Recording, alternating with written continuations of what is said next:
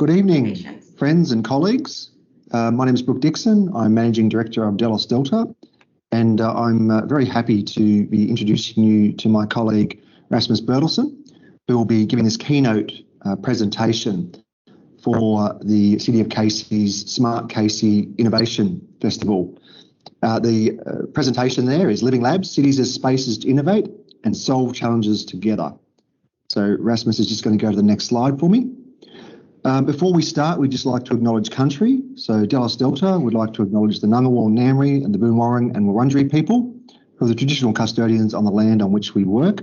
We'd like to express our respect for elders past and present, but also acknowledge any Aboriginal or Torres Strait Islander peoples that might be joining us this evening. Thanks, Rasmus. Next slide. Here's the agenda that Rasmus will be taking you through. So we'll be talking about living labs, what they are, the bigger picture, why do we have living labs, how do they benefit the community. Then we'll be going to 10 minutes of discussion before we go to the second half of this presentation, living labs, getting our hands dirty, tips and tricks and outcomes, lessons and innovating together. How do we take this concept of a living lab and turn it into something real? Next slide there, please, Rasmus. Who are we? So Brooke Dixon and Rasmus Bertelsen. I'm the Managing Director of Delos Delta. Rasmus Bertelsen is one of our International Associate Directors who obviously lives, works and resides in Copenhagen in Denmark. We've been very happy to work with the City of Casey on their Smart City Launchpad. And of course, now we're very pleased to be working with them through a few sessions for this Innovation Festival. There's some of the things that we do there on the screen. You can follow us on all the social medias. Let's keep going there, Rasmus. Now, it's my great pleasure to hand you over to Rasmus Bertelsen. As I said, he's an International Associate Director at Delos Delta. He's a team lead at the City of Copenhagen, driving innovation and smart tech integration across the municipality. He has expertise in urban development, all aspects of smart cities, covering policy, strategy, project development, management and partnership. He has a background in philosophy and human-computer interaction. He's also one of the preeminent experts in living labs around the world because he is someone who's actually designed, operated, managed and evaluated a range of living labs in Copenhagen. So he's someone who not just talks about living labs, but he's actually lived and breathed it. So Rasmus, my friend, my colleague, over to you, sir, for this presentation. Thank you, Brooke, and thank you to the City of Casey for inviting me and giving me this opportunity to talk a little bit about living labs and innovation. As Brooke said, I have a little bit of experience within this field, both practical, hands-on, out in the field, but also setting up living labs and running them. And over the years, I've gathered a little bit of a sense of what a living lab is. But I would say the best way to keep it short is my understanding of a living lab is that it's a way to engage stakeholders in hands-on problem solving in a real thing. And there's some keywords in here that I'm going to get back to you. But also, it comes in all shapes and sizes. So first, a little bit about the bigger picture, the background for actually why we're working with living labs.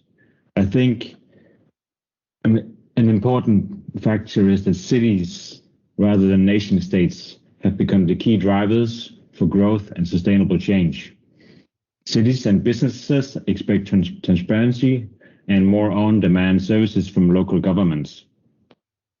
And at the heart of all of this, we see topics such as innovation, technologies, new way of collaborating on urban problems as key agendas for the leading cities. So a little bit about the Nordic take on this, or the Nordic Twist.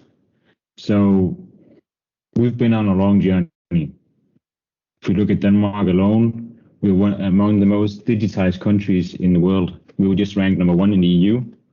We have a high level of trust, transparency in governments. But most important of all, this didn't happen overnight. This has been a long journey. So living labs, they come in all shapes and sizes. This is just a small example of how they can look. On the left here, we have a living lab that I've been engaged in. It's called Doll.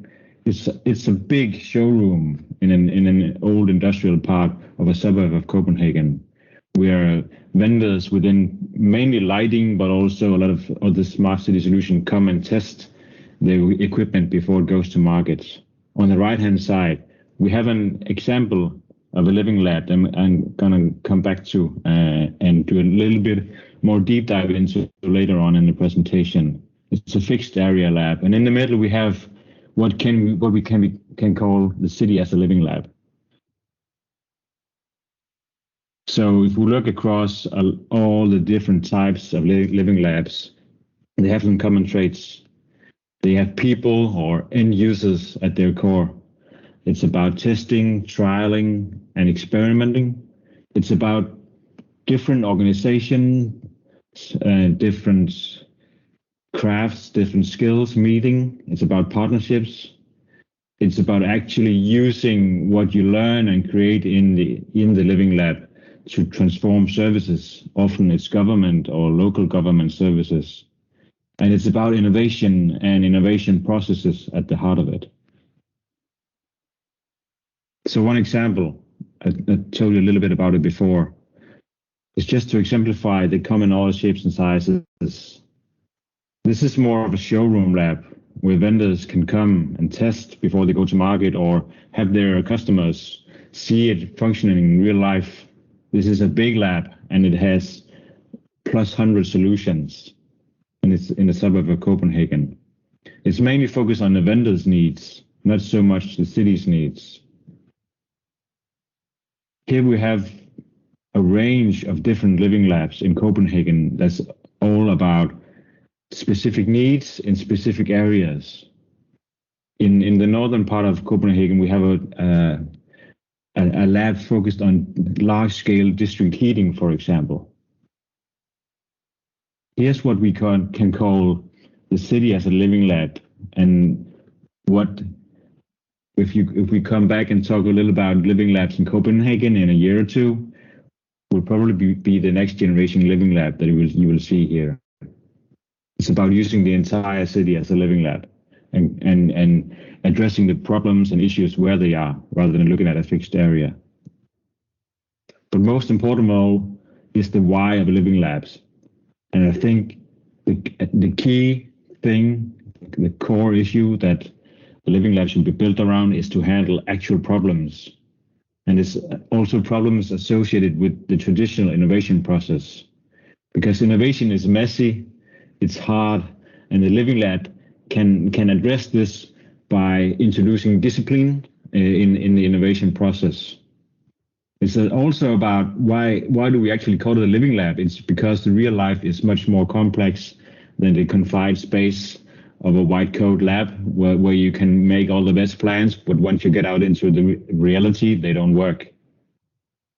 It's also about addressing the problem of the neglection of the end user. So when you go out into the city, you test things, you discuss them, you have the end user as the core, and you can actually engage with the problem and the solution. And now we get to what I think is the exciting part. So living labs is not just about talk, not just about plans. It's really about getting your hands dirty and doing some actual work. So I'm gonna talk a little bit about some actual work that we've done in Copenhagen, and I'm gonna use one of our living labs as an example. It's called the Copenhagen Street Lab. This is a couple of photos from the lab. You see people, you see plans, you see actual construction work, which kind of exemplifies what we've done here. A little bit about the lab. It was a public-private partnership between the city and 3 technology companies. It was approximately 1 square kilometer in total area, located around City Hall. So our mayor, our politicians could actually look out, point to the living lab and walk around in it every day. We had a strong political backing for this, and for the opening ceremony for the living lab, our mayor came and said, if we don't fail here, we haven't been ambitious enough. The lab is closed today, It was operational for 3 years. That's what we had the funding for. It was all about, or mainly about, solution and infrastructure testing. I'll come a little bit back to what the kinds of solutions we worked with. But important of all, what people always ask, so you made all these plans, what impact did it have? So we had some impact here. For example, from the lab, we have had citywide scaling of several solutions within smart waste, within smart parking, within air pollution monitoring. Money is never an issue in the beginning, but it always becomes an issue down the line. So an interesting fact is just one business case coming from the lab alone within smart waste was enough to carry the lab cost, the investment from the city in itself. Another impact, not about money, is about a solution that gave us the possibility to have a never before seen detailed map of air pollution in the city, which further on has created a large-scale political action for getting the cars out of the city in Copenhagen. And we have a long list of smaller solutions. Just taking one example, you can also read the slide. Our waste management workers came to us and said, we have a problem. Can you help us with our waste bins? And we helped them create 3D handles for actually opening their bins in a smarter way that totally saves them a lot of seconds, minutes, hours over the year. On a larger scale, what we learned in the lab has also had effects in our plans and in our design choices in the city. What we know now is that we're working with new technology and we have to place it somewhere in the city. And where can you actually place things in a city? And often you will see that this will be light poles. So we have a new light pole and traffic signal manual changes to accommodate a wide range of new technologies. But also on the business side, a lot of our local startup collaborators have actually grown businesses out of the collaborations with the city. 2 of these are in Silicon Valley today. We also, it's the boring part, but it's also the important part. We saved the city from a lot of money from planned investments in, for example, a smart parking solution where we were going to put cameras up over the entire city. We found out that we actually have nowhere to put cameras in the city because we have no light poles in the city. We don't have anywhere else to place them. And we found out that we could build an algorithm that could give us the same predictability as the other solution could. So a little bit about the community collaboration aspect of Street Lab. I think when it comes to cities, technology, work with technology and citizen engagements, it's always hard to ask what technology do you actually need? As a city, you need to be more focused on what problems should a living lab and then maybe technology help address in the local community. So we had an ongoing dialogue with a citizen board about community issues that could be addressed in the lab.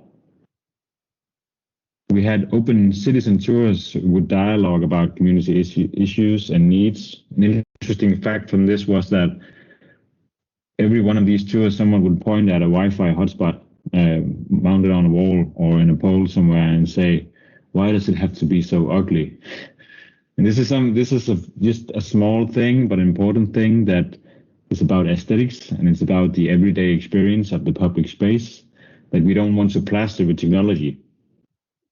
We had open market and academia invitations to engage in problem solving and testing.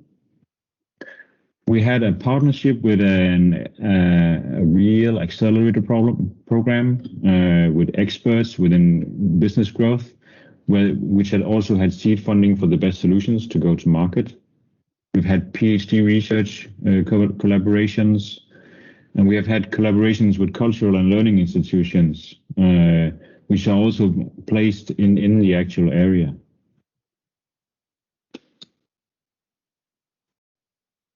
So I hope that Casey can learn from our experiences, but also from some of our failures and where we thought it was hard. So I'm just going to give you some of the key lessons. So on the right-hand side here, we have a user journey. We came into this and thought, wow, innovation sounds fun and easy and simple, right?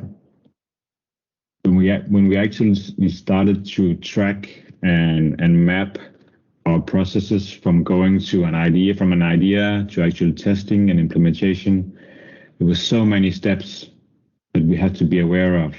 So this is just one user journey, which is all about legal work. It's all about communication, all about project management work. So innovation is hard work, and it can't be done from a desk. It's all about getting out there in the real world with the right people. And success and failure goes hand in hand. I think we worked with maybe a success rate of 20%. And you can guess from that we had a lot of failures as well. But the most important thing for us was to actually document why was this a failure and what could we learn from it. Maybe the idea wasn't good. Maybe our process wasn't good.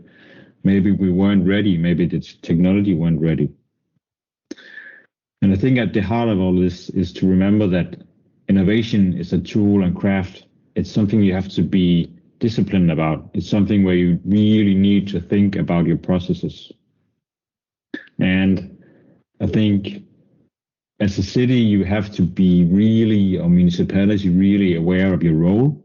You're a facilitator, and you have to facilitate, and bring people together, bring organizations together for knowledge and skills to meet. That's where the best solutions come from. It's also about having a clear vision. I'm not going to read into this slide, but you need to be really aware of what core problems do you want to address with your living labs? Where do you want to go with it? And be flexible. You don't have to solve everything in the beginning. Just be problem oriented and start small. And learn from it. The need for a living lab today might not be the same in 2 years. So evaluate yourself all the time. So looking forward, trying to sum up some of our experiences and learnings. What should be the main driver for a living lab is problem solving, and not just any problems, real life problem solving. So it's not just about sitting around a table and guessing what could be an interesting solution and what could be the problems. Get out there and talk to people, talk to the community, talk to municipal employees. What are the everyday problems that you don't have solutions for, and try to solve them. And find issues that partners can gather around. It's also about finding the most pressing and issues and address them. The city, municipality as a facilitator, I just talked about that. And when it comes to working with partnerships, be aware that there's a triple bottom line here, which is fine. The city, municipality, the citizens, businesses all have different perspectives and different needs. They might not always be the same, but there is often a way that they can coexist and fuse together. And communication is so important. Communicating visions and plans might not be the best way to do it. Focus on the problems that the Living Lab should solve, and less buzz and more real talk, as I say here. How can we work together? What problems should we work with? be visible and make it easy to get in contact. So it's about being out there in the community, but it's also about maybe having a single point of contact where a business or a citizen can contact the city if they have an idea or a problem, and be really focused on the tools and craft of innovation.